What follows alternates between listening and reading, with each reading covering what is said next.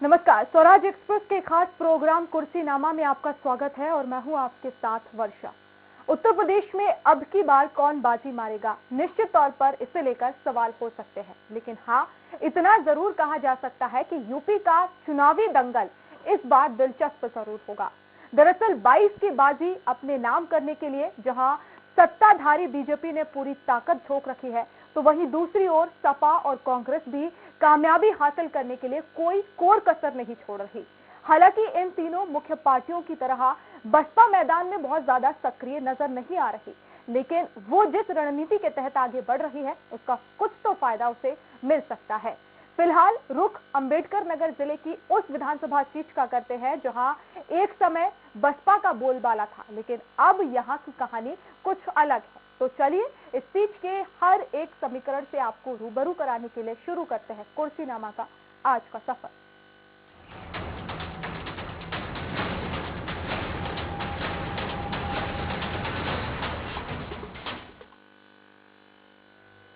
तो अंबेडकर नगर जिले में कुल 5 विधानसभा सीटें हैं, जिनमें महज 2 पर पिछली बार कमल खिल सका था, जबकि अन्य 3 जगह बसपा ने बाजी मारी थी। जिले की जिन 2 सीटों में बीजेपी को सफलता मिली उसमें एक टांडा भी शामिल है। वैसे ये सीट एक समय बसपा का मजबूत गढ़ थी, लेकिन 2012 में सपा और फिर 2017 में बीजेपी की जीत के साथ ही हाथी यहां कमजोर हो गया और वहीं वर्तमान में बीजेपी और सपा के साथ ही कांग्रेस जीत हासिल करने के लिए जिस तरह से कड़ी कवायद में जुटी है, उसे देखकर लग रहा है कि इस बार बसपा का जीतना मुश्किल है। खैर, इस सीट के सियासी समीकरणों पर विस्तार से बात करें उसके पहले देख लेते हैं रिपोर्ट।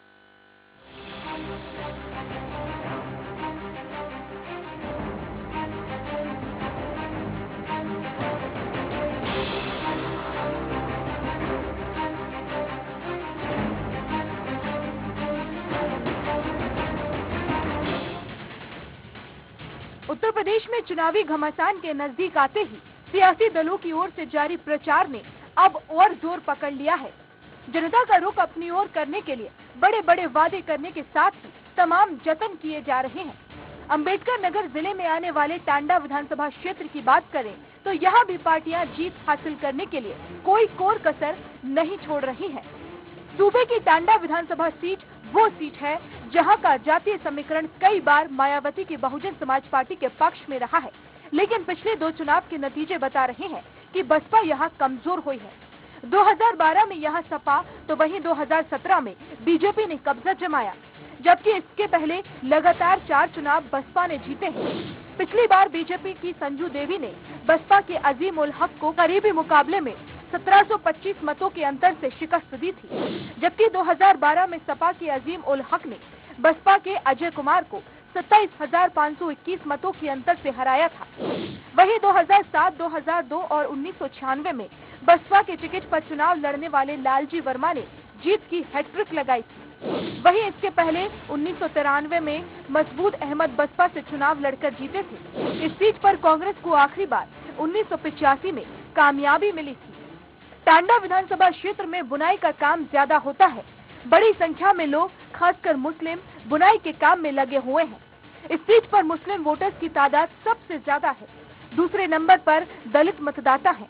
यही वजह है कि मायावती को ज्यादा मेहनत नहीं करनी पड़ती, लेकिन बीते कुछ सालों में सियासी समीकरणों के बदलने से बसपा को यहाँ चुनाव जीतने में अब कड़ी मेहनत करनी होगी।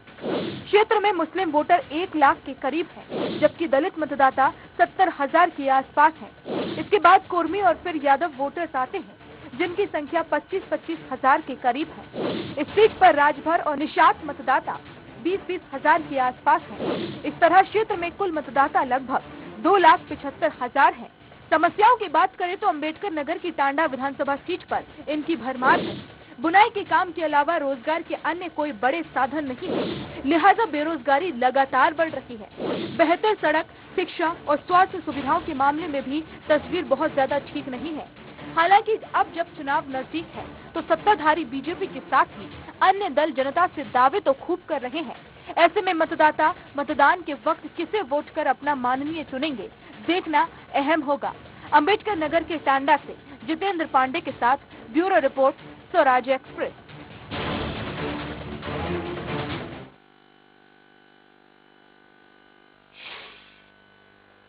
तो अंबेडकर नगर जिले की टांडा विधानसभा सीट पर मुकाबला कैसा होगा, कौन सी पार्टी कितनी मजबूत है, जनता का क्या रुख है, ये समझने की कोशिश करेंगे हमारे संवाददाता से। और वहीं इस सीट के कुछ दिलचस्प पहलुओं को भी हम जानेंगे हमारे सहयोगी प्रशांत राव, जो कि लखनऊ से जुड़ गए हैं।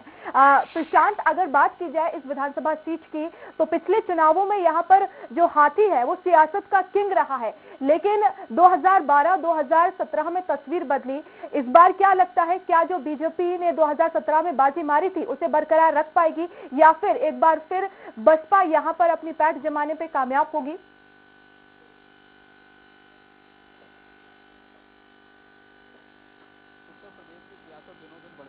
जैसे जैसे चुनाव नजदीक आते जा रहे हैं, सियासी उठापटक तेज हो गई है। और आज टांडा विधानसभा की बात की जाए तो टांडा विधानसभा लगातार जो बहुजन समाज पार्टी के कब्जे में रहे, वहां से बहुजन समाज पार्टी के वरिष्ठ नेता लालजी वर्मा विधायक रहे, लेकिन कुछ समय पहले ही उन्होंने बसपा से उनको निष्कासित कर दिया गया और अब वो समाजवादी पार्टी में है। हालांकि वो टांडा विधानसभा आज के दौर में भारतीय जनता पार्टी के साथ की विधायक वहां पे संजू देवी हैं, तो कहा जाए भारतीय जनता पार्टी का कब्जा अभी बरकरार है। लेकिन कहीं अगर समाजवादी पार्टी ने अपना कार्ड खेला और लालजी वर्मा को पुनः यहाँ प्रत्याशी बना दिया तो हो सकता है भारतीय जनता पार्टी को यहाँ मुश्किल खड़ी हो जाए। लेकिन संजू देवी जिस तरीके से वहाँ विधायक है, उन्होंने क्षेत्र के विकास के लिए तमाम काम किए, बुनकरों के लिए जिस तरीके से, क्योंकि जो बुनकर क्षेत्र कहा जाता है सबसे ज्यादा काम हुए। लेकिन एक चीज देखना होगा कि 2017 में उस टांडा विधानसभा संजू देवी की भारतीय जनता पार्टी से जीत हुई, जहां सबसे ज्यादा मुस्लिम वोटरों की संख्या है, उसके बाद दलित वोटरों की संख्या है, फिर राजभर है और उसके बाद वैश्य है, क्षत्रिय है, सबसे कम कहा जाए ब्राह्मण मतदाताओं की संख्या है। ऐसे में भारतीय जनता पार्टी की जीत बहुत बड़ी जीत मानी जाती थी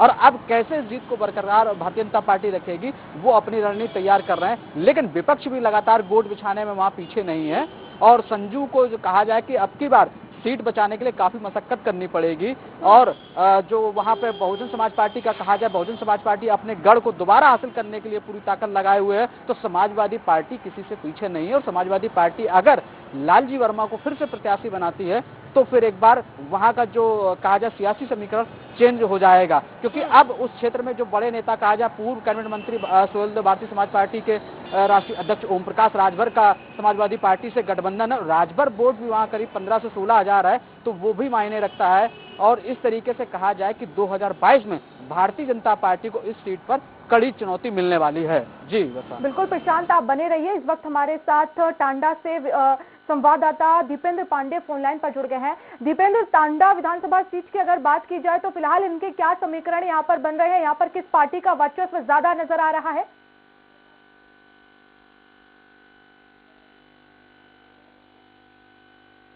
दीपेंद्र सुन पा रहे हैं?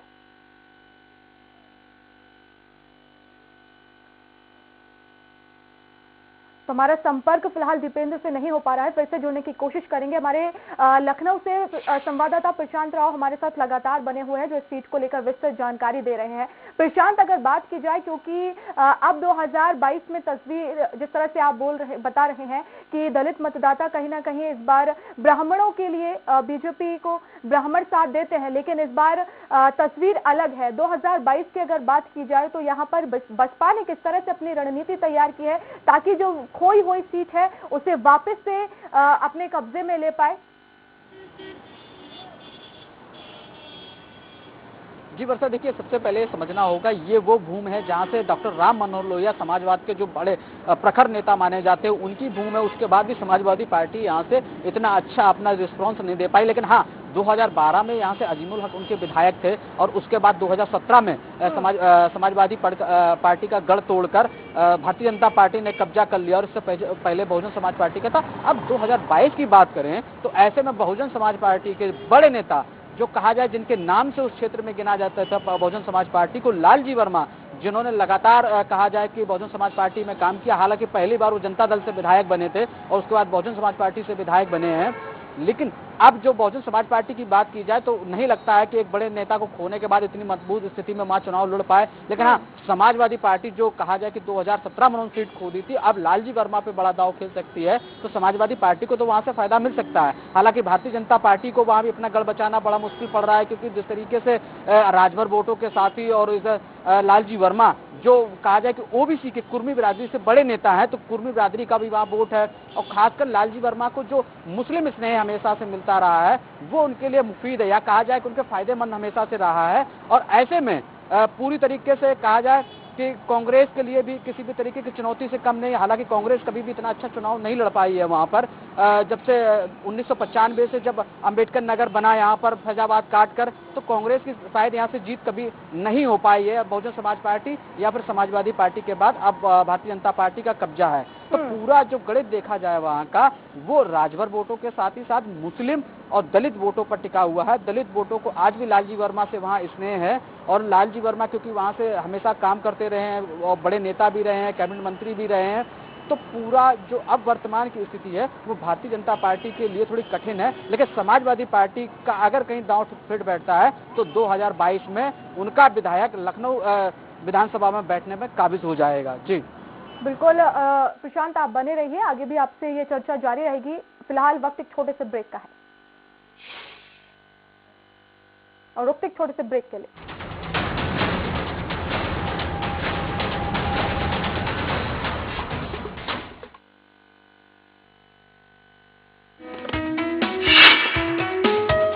उत्तर प्रदेश में जब से योगी सरकार आई है तब से सीएम योगी किसानों के लिए उपयोगी साबित हो रहे हैं। उत्तर प्रदेश में किसान ऋण मोचन योजना में छोटे और सीमांत किसानों का 1 लाख तक का कृषि ऋण माफ किया गया है। इस योजना के तहत करीब 86 लाख किसान फसली ऋण से मुक्त हुए हैं। प्रधानमंत्री किसान सम्मान निधि के तहत 2.14 करोड़ से ज्यादा किसानों को लाभ मिला है। प्रधानमंत्री किसान सम्मान निधि योजना के तहत किसानों को 6,000 रूपए की मदद दी गई। किसानों के खातों में 1.5 लाख करोड़ रुपए से ज्यादा की धनराशि ट्रांसफर की जा चुकी है। सहकारी समितियों के जरिए प्रदेश सरकार ने पिछले 5 सालों में किसानों से गेहूं और धान खरीद कर 75,000 करोड़ रुपए से ज्यादा की धनराशि उनके बैंक खातों में भेजी है।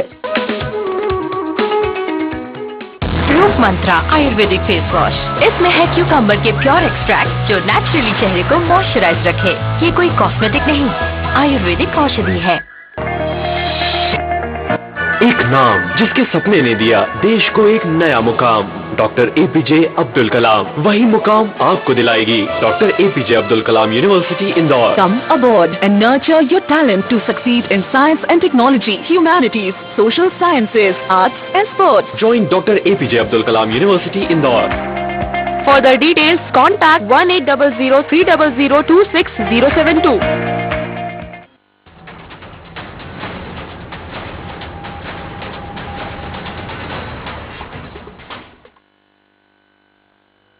और ब्रेक के बाद एक बार फिर आपका कुर्सीनामा में स्वागत है। टांडा विधानसभा सीट के सियासी समीकरणों की हम बात कर रहे हैं। लखनऊ से प्रशांत राव हमारे संवाददाता लगातार लाइव जुड़े हुए हैं।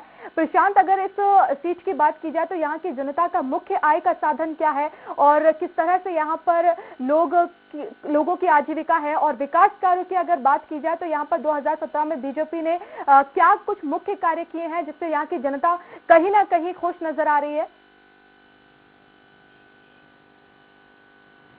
देखिए वर्षा, अगर यहाँ के आय के मुख्य स्रोतों का जाना जाए तो यहाँ केवल बुनकर सबसे ज्यादा संख्या में, क्योंकि यहाँ पर कढ़ाई बुनाई और कपड़े का कारोबार सबसे ज्यादा है। और यहाँ का कपड़ा जो है, सूफिया कपड़ा, वो शायद यहाँ भारत में ही नहीं विदेशों में भी काफी प्रसिद्ध है यहाँ की कढ़ाई बुनाई।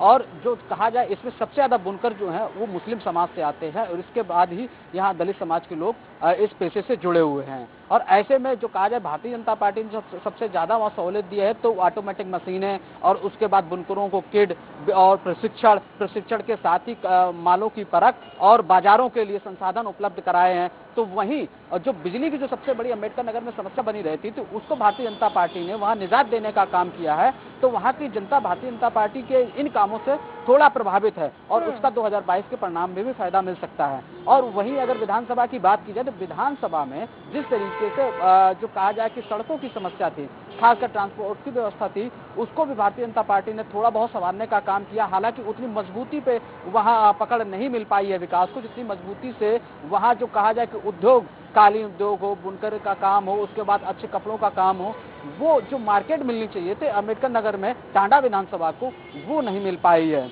उसमें अभी थोड़ी भारतीय जनता पार्टी पिछली है। और इसका मुद्दा कई बार कहा जाए विपक्ष ने भी बनाया। विपक्ष जैसे लगातार कहती रही है कि यहाँ पर बुनकरों को वो जो कर्ज माफी वाला जो रहा है, उस कर्ज माफी के साथ ही नए उद्योग धंधों के लिए प्रोत्साहन नहीं दिया गया। हालांकि भारतीय जनता पार्टी कई बार ये मंचों से घोषणा कर चुकी थी कि यहाँ के बुनकरों को सबसे ज्यादा वो सुविधाएं दे रही हैं। तो वहीं कहा जाए कि बुनकरों को सहयोग देने के लिए सरकार ने करीब 1 लाख से लेकर 10 लाख और 1 करोड़ तक की सुविधाएं देने की बात कही। तो वहीं अपने स्व उद्योग के लिए तमाम तरीके की व्यवस्थाएं, जिसके लिए प्रशिक्षण, मशीनें और जो सरकार की तरफ से वित्तीय सहायता होती है वो भी बुनकरों को दी गई है इस सरकार में। उससे जो देखा जाए कि जो रोजी रोटी का जो मुख्य साधन उनका था, बुनकर जो व्यवसाय से जुड़े लोगों था, उनको कहीं ना कहीं थोड़ा बहुत तो बढ़ावा मिला है। लेकिन भारतीय जनता पार्टी अब 2022 में कैसे इसको भुना पाती है ये तो आने वाला समय ही बताएगा। वही विपक्ष भी लगातार ये कहता आ रहा है कि जो जिस तरीके का तुष्टीकरण यहाँ किया गया है मुस्लिम समाज के लोगों का, उनको उद्योग धंधों के लिए उतनी अच्छी मार्केट नहीं दी गई है, या वन डिस्ट्रिक्ट वन प्रोडक्ट के आधार पर इतना प्रचार प्रसार नहीं किया गया है, और उनका जो माल यहाँ सबसे अच्छी क्वालिटी का होता है उसको भारतीय स्तर पे, हालांकि जो कहा जाए पहले तो इस तरीके की व्यवस्थाएं थी कि वहाँ एक अच्छी पहचान थी, लेकिन भारतीय जनता पार्टी केंद्र और राज्य में सरकार है, तो इतनी तेजी से प्रभावी ढंग से उसका प्रचार प्रसार नहीं किया गया जिससे उनके उद्योग धंधों पर फर्क पड़ा है। हालांकि उम्मीदें थी वहाँ की जनता को कि जब भारतीय जनता पार्टी जिस तरीके से वादा कर रही सबका साथ सबका विकास, उससे वहाँ जो उद्योग धंधे हैं उसको बढ़ावा मिलेगा और बड़ी इंडस्ट्री यहाँ स्थापित की जाएगी, ताकि जिस तरीके से अलग अलग बटे हुए क्षेत्र हैं उनको एक स्थान पर अपने माल का आयात और निर्यात तो ये भी कहा जा सकता है कि इस क्षेत्र में विकास तो हुआ है लेकिन गति काफी धीमी हुई है, जिस तरह से आपने बताया। और अगर इस चीज पे बात की जाए, क्योंकि बुनकर उद्योग यहाँ पर ज्यादा है, ऐसे में क्योंकि हमने देखा है कोरोना काल में लॉकडाउन के बाद से अचानक से महंगाई भी बढ़ी है और दूसरी तरफ जीएसटी की भी हमने मार झेली है, उसमें भी जो उद्योग है, व्यवसाय है, उनको काफी नुकसान हुआ है। तो ऐसे में क्या माना जाए, बुनकरों के लिए ये महंगाई का कितना असर पड़ा है, वो क्या सोचते हैं, क्योंकि कहीं ना कहीं धागा भी महंगा हुआ है और ऐसे में जो बुनकर उद्योगों में मशीनें जो उपयोग की जाती हैं उनमें भी महंगाई बढ़ी होगी, तो उसको लेकर बुनकर कर्मी जो है वो क्या सोचते हैं?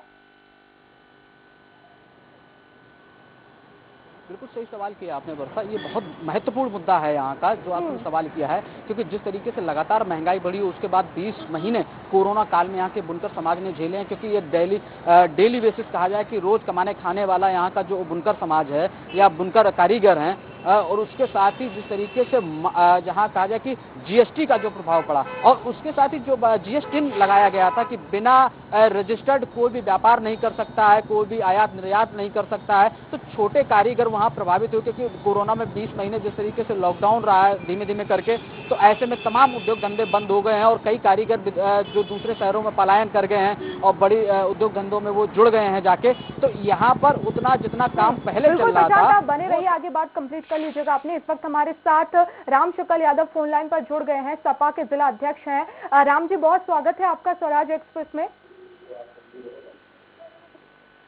राम जी, आवाज पहुंच रही है आप तक? हेलो जी, आवाज पहुंच रही है राम शुक्ल जी? हमें आवाज साफ नहीं आ रही है।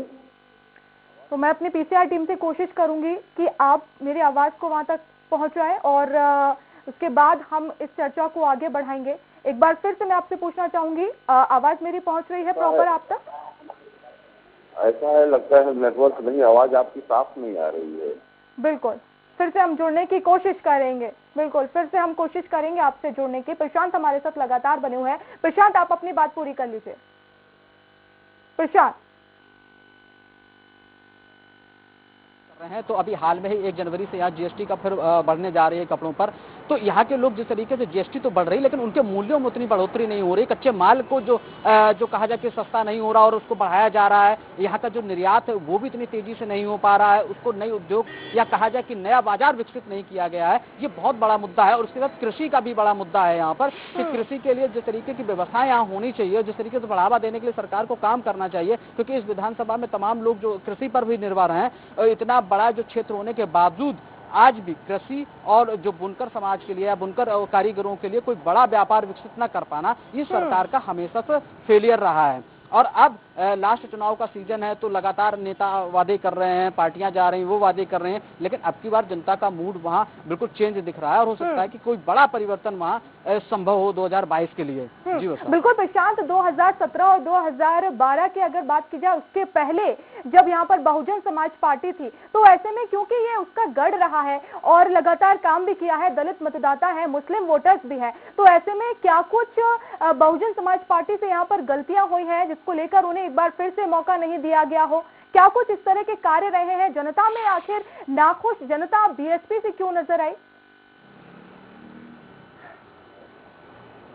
देखिए, अगर आपने ये सवाल किया तो इसके लिए मैं बता दूं कि यहाँ लालजी वर्मा लगातार विधायक रहे हैं और उसके बाद 2012 में उनकी सीट चेंज कर दी गई थी। तो वहां पर शंखलाल माझी ने 2012 में जीत की, अजीमुल हक ने वहां से जीत हासिल की थी और उसके बाद 2017 में भारतीय जनता पार्टी ने जीत की।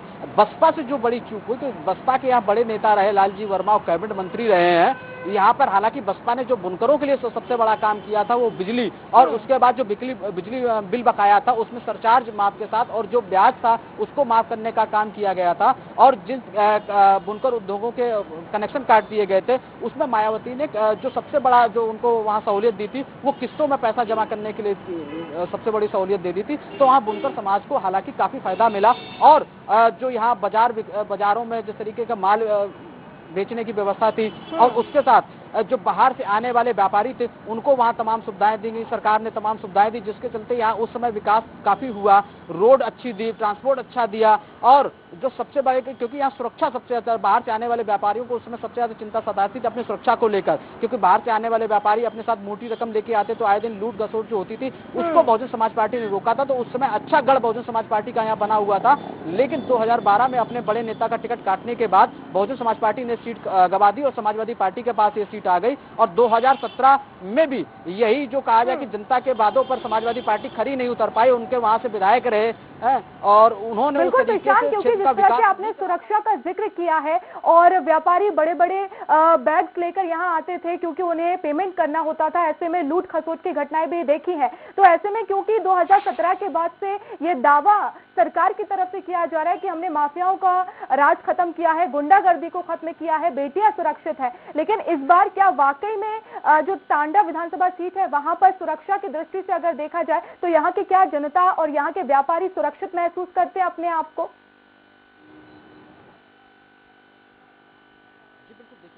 सबसे बड़ी अगर जितनी महिला, प्रशांत मैं आपको रोकना चाहूंगी, इस वक्त हमारे साथ सपा जिला अध्यक्ष राम शकल यादव जी फोन लाइन पर जुड़ गए हैं। राम शकल जी, आवाज पहुंच रही है आप तक? हेलो जी, आवाज पहुंच रही है आप तक? हाँ आ रही, साफ नहीं आ रही आवाज, आ तो रही है, साफ नहीं आ रही है। जी राम शकल जी, क्योंकि टांडा विधानसभा सीट पर 2012 में आप थे, लेकिन इस बार क्या कुछ 2022 में आपकी रणनीति है कि एक बार फिर से आपको जनता समर्थन देगी? किस तरह की तैयारियां आपकी इस सीट पर? ऐसा है, 2012 में जिस तरह से सम्मानित नेता ने समाजवादी पार्टी में विश्वास व्यक्त किया था, समर्थन किया था और उसके सहयोग 5 सीटों पर समाजवादी ने जीत हासिल किया था, ठीक उसी तरह का माहौल इस समय बना हुआ है। 2022 के चुनाव में समाजवादी पार्टी नगर की 5 सीटों पर जीत हासिल करेगी और उत्तर प्रदेश आदरणीय अखिलेश यादव जी के नेतृत्व में समाजवादी सरकार बनाने का काम करेगी। राम शकल जी, बुनकरों के लिए क्या कुछ विशेष इस बार आपकी तरफ से किया जाएगा 2022 में अगर आपकी सरकार बनती है, क्योंकि आजीविका का साधन यहाँ पर बुनकर ही है, उद्योग है वहाँ पर, तो ऐसे क्या कुछ खास वहाँ पर इस बार किया जाएगा?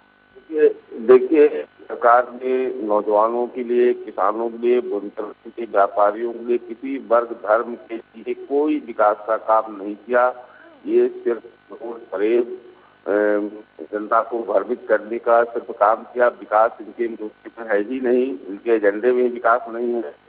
ये समाज में धर्म और जात नाम पर नफरत पैदा करके सरकार चलाना चाहते हो, सरकार बनाना चाहते हैं और समाजवादी पार्टी के राष्ट्रीय का नेतृत्व। बड़ा सवाल ये कि जिस तरह से 2012 में आपने यहाँ से जीत हासिल की, आखिर क्या कुछ आपसे गलतियां हुई कि 2017 में आप वही जो जीत है उसे आप बरकरार नहीं रख पाए और इस बार यहाँ पर संजू देवी को मौका मिला बीजेपी से? जैसा कि आप जानते हैं कि भारतीय जनता पार्टी के लोग झूठ बोलने में, जनता को भ्रमित करने में कितने माहिर हैं।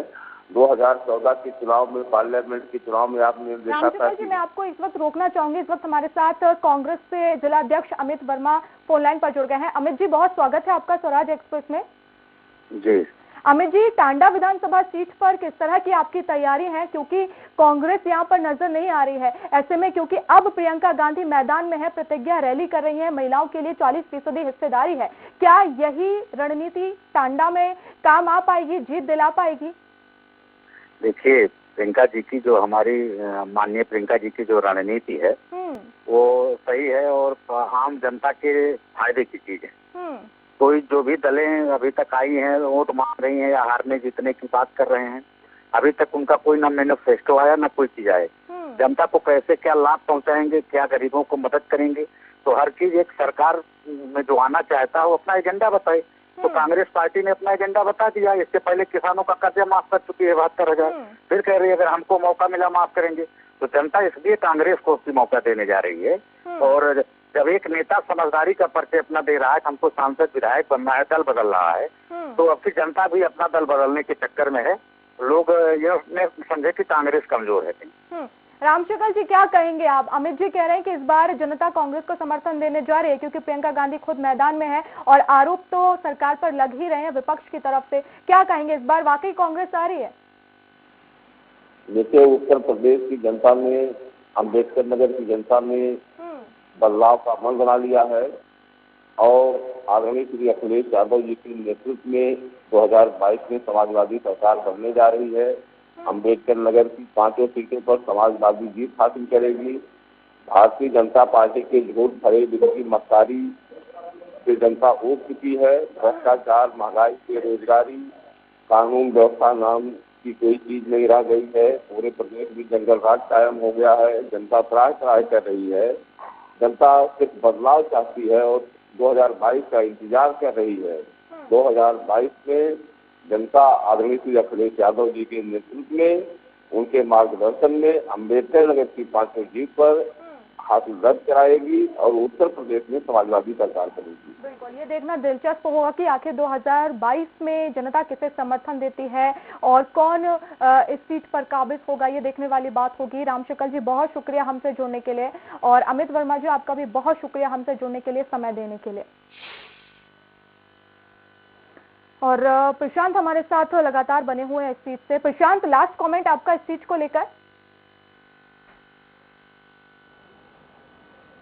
जी बिल्कुल, देखिए दोनों नेता अपने अपने वादा कर रहे हैं। हालांकि कांग्रेस ने जिस तरीके से वादा किया है किसानों को कर्ज माफ को लेकर, और जिस तरीके से बुनकर समाज की समस्या है, तो किसान एक तरफ, लेकिन बुनकरों के लिए अभी तक कांग्रेस ने इतना बड़ा जो कहा जाए वादा नहीं किया है। तो जिस विधानसभा में सबसे ज्यादा संख्या है, लेकिन ऐसे में भारतीय जनता पार्टी का 2022 में किस तरीके से कमल दोबारा खिलाते हैं, ये तो आने वाला समय होगा। लेकिन यहाँ विपक्ष की बात की जाए, बहुजन समाज पार्टी और समाजवादी पार्टी दोनों भारतीय जनता पार्टी का इस बार गढ़ तोड़ने में लगे हुए हैं, क्योंकि उनको फिर से अगर सत्ता बनानी है तो टांडा विधानसभा में उनको जीत हासिल करने होगी। क्योंकि टांडा विधानसभा के से पूरा जो कहा जाए कि अम्बेडकर नगर का जो राजनीतिक समीकरण है वो साधा जा सकता है, क्योंकि यहाँ मुस्लिमों की संख्या सबसे ज्यादा है और यहाँ से नया एक संदेश जाता है। तो ऐसे में भारतीय जनता पार्टी के साथ ही साथ कांग्रेस, बहुजन समाज पार्टी और समाजवादी पार्टी को 5 विधानसभाओं में समीकरण टांडा विधानसभा से ही सीमित करना पड़ता है। उसके बाद आगे जाके दोनों को जीत हो पाती है। अगर समाजवादी पार्टी कहा जाए लालजी वर्मा पे कार्ड खेलती है अपना अजीमुल हक को छोड़कर, तो कहीं ना कहीं उनको फायदा मिल सकता है। और बहुजन समाज पार्टी अगर पुराने प्रत्याशी अपने धर्मराज को यहाँ से टिकट देती है